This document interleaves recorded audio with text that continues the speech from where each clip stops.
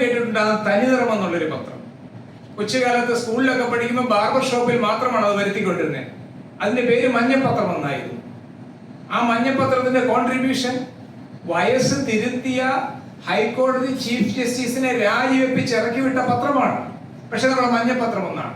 ആ പത്രം മഞ്ഞയാണെങ്കിൽ ഇന്ന് കാണുന്ന പല പത്രത്തിലെ വാർത്തകളും എന്താണ് എന്ന് നമുക്ക് പറയാനില്ല, ആ നിറം നമുക്ക് കിട്ടുന്നില്ല. അപ്പോൾ 1971 ഓഗസ്റ്റ് 18 തനിനിറം കൃഷ്ണൻ നായർ ഒരു വലിയ വാർത്ത എഡിറ്റോറിയൽ എഴുതി.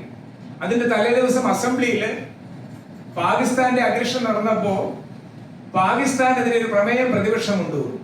ആ പ്രമേയം കൊണ്ടുവന്നപ്പോൾ സ്പീക്കർ മൊയ്തീൻ ഹാജി പറഞ്ഞു, സ്റ്റേറ്റിന്റെ കാര്യമൊക്കെ ഇവിടെ പരിഗണിച്ചാൽ മതി, നേഷന്റെ കാര്യം ഇവിടെ പരിഗണിക്കണ്ട എന്ന് പറഞ്ഞ ആ പ്രമേയം തള്ളിക്കളഞ്ഞു.